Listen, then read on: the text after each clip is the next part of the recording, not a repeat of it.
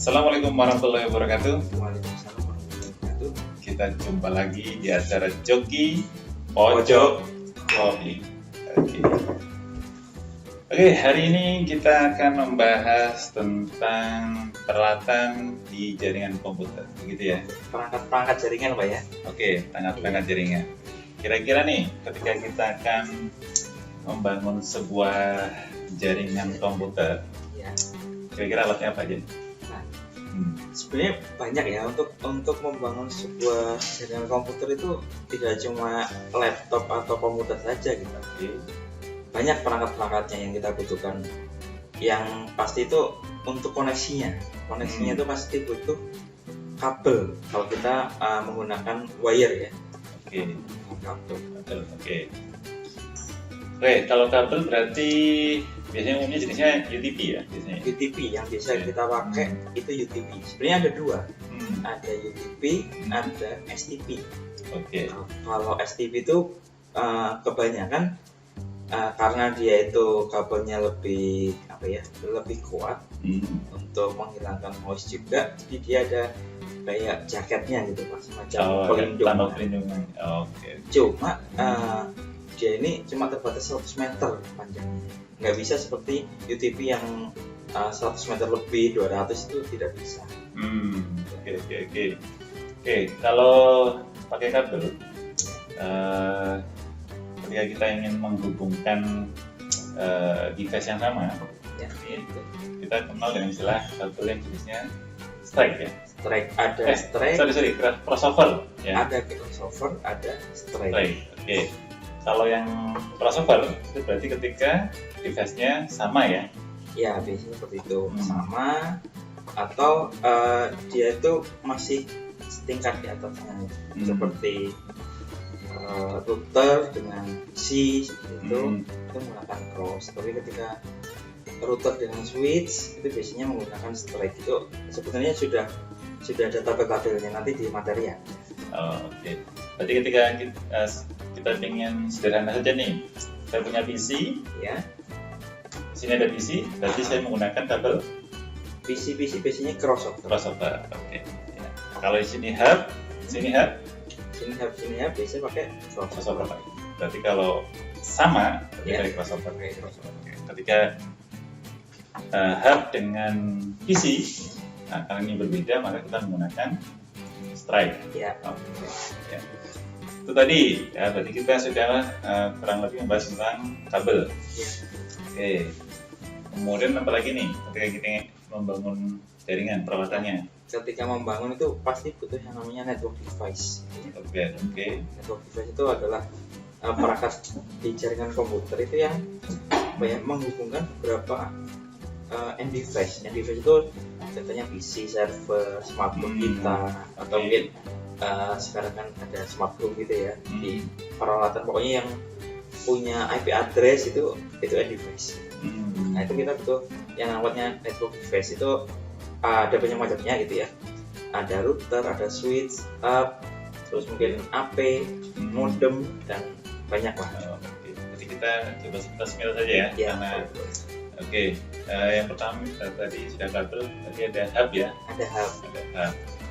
Ada hub sama switch biasanya. Ya. Itu kan fungsinya sama ya. Berarti Cuma kalau saya boleh kasih gambaran, berarti kalau hub ini kan fungsinya untuk kayak semacam konsentrator ya. Jadi ketika ada beberapa device ya, kemudian akan membangun sebuah jaringan, berarti misal kita bicara pakai kabel, berarti kabelnya akan masuk ke hub dulu. hubnya Biasanya ya. itu topologi star mungkin ya. Teman-teman udah tahu lah ya topologi star. Oke, pertemuan sebelumnya kita bahas topologi star.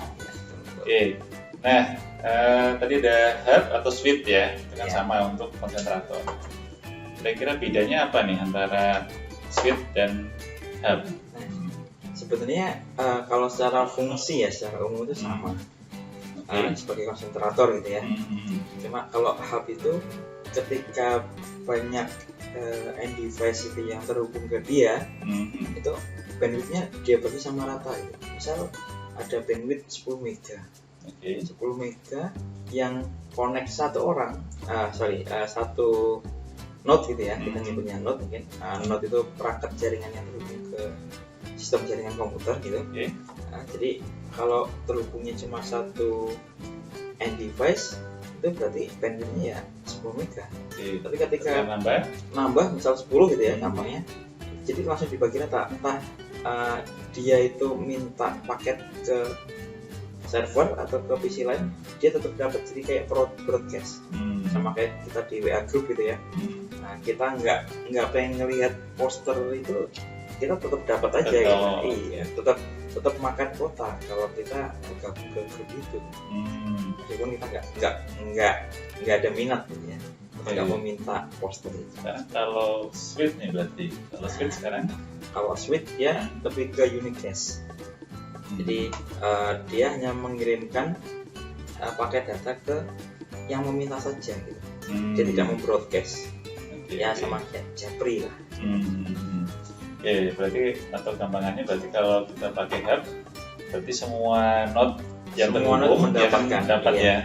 Tapi kalau kita pakai switch, maka sudah dipandu ya, akan kemana gitu ya. Dan itu lebih efisien, makanya sekarang ini penggunaan hub itu semakin smart. Kabel sudah, hub sudah, switch sudah. Apa lagi nih kira-kira? Router mungkin. Kalau router apa nih? Nah, router itu kan sebuah perangkat komputer gitu ya, yang bekerja di layar 3, layar network. Nah, dia itu fungsinya merouting beberapa network yang berbeda itu supaya bisa saling berkomunikasi. Atau mungkin misalnya kita ada di suatu network atau jaringan, misalnya di jaringan kampus saja mungkin ya, jaringan kampus. Kemudian ini ada jaringan yang di luar kampus. Biar jaringan kampus bisa terkoneksi yang jaringan di luar kampus, berarti butuh router.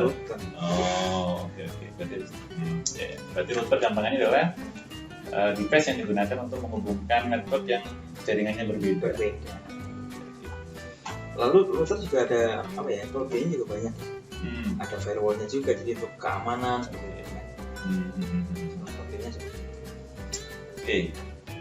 Jadi ada router ya terakhir ya. Mungkin masih ada lagi ya yang lain-lainnya? Ya. Kita lihat di video berikutnya lah ya. Untuk lebih jelas dan lebih lengkapnya, jangan lupa setelah ini tetap pantau terus videonya. Sampai jumpa. Pada materi pertemuan 3 kali ini, kita akan membahas tentang perangkat-perangkat jaringan komputer. Jadi banyak sekali perangkat-perangkat pada jaringan komputer itu, antara lain ada router, ada switch, ada kabel, apalagi smartphone, TV, printer, dan lain sebagainya. Nah, apa sih perangkat jaringan itu? Kita langsung saja. Jadi perangkat jaringan itu adalah suatu perangkat yang terhubung ke dalam suatu sistem jaringan komputer, di mana perangkat tersebut melakukan komunikasi data. Perangkat jaringan yang terhubung dalam suatu jaringan komputer itu disebut dengan node. Nah, node itu bisa berupa perangkat elektronik aktif, termasuk komputer, smartphone, printer, atau TV yang tersambung ke internet dan memiliki IP atau Internet Protocol. Nah, apa saja sih?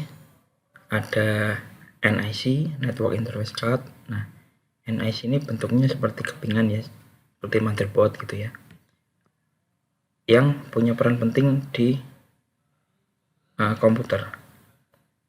NIC ini biasanya ditanamkan pada komputer sehingga perangkat bisa terhubung dengan jaringan LAN. Fungsinya apa? Fungsinya adalah agar node tersebut terhubung dengan jaringan melalui koneksi kabel atau wire. Nah, NIC ini disebut juga dengan Ethernet card, termasuk perangkat yang bekerja pada layer 1, yaitu pada physical layer. Selanjutnya, dengan adanya NIC tersebut gitu ya, ada yang namanya MAC address. MAC address ini apa sih?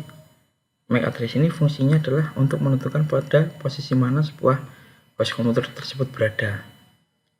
Nah, contohnya gampangnya gini. Kalau IP address itu adalah alamat rumah, MAC address itu adalah pemilik rumah. Jadi meskipun alamat rumahnya berbeda-beda, IP-nya berbeda-beda, tapi pemilik rumahnya itu sama. Jadi kayak pemilik rumahnya itu sering pindah-pindah gitu ya, mungkin alamatnya di Jalan Panjaitan, lalu di Jalan Pramuka, kemudian di Jalan Sudirman. Alamatnya berbeda-beda, ada 3 gitu ya, tapi pemilik alamat itu adalah sama karena dia berpindah-pindah. Nah, seperti itulah MAC address itu dianalogikan. Nah, MAC address ini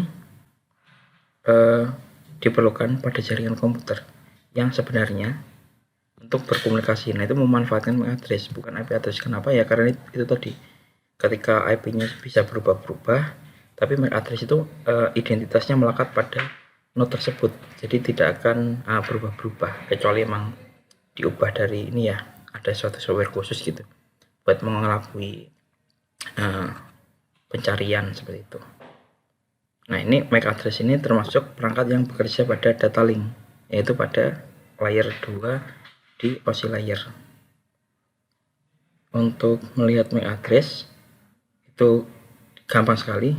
Kalau ini saya contohkan di Windows ya, di Windows itu pencet Windows dan huruf R itu berbarengan, lalu ketikkan cmd atau teman-teman bisa nyari aplikasi command prompt gitu ya, lalu klik enter.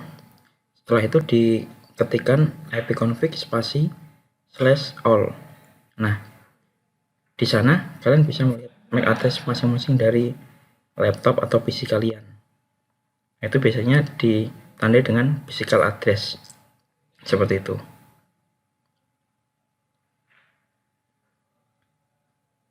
Oke, kita lanjutkan. Kemudian untuk MAC address itu sendiri itu seperti dilihat yang di sini ya, ada 6 bagian, dan MAC address itu tidak asal untuk memberi namanya, ada aturannya. MAC address itu ada 6 segmen, di mana 3 segmen depan itu adalah vendor, lalu 3 segmen selanjutnya adalah serialnya.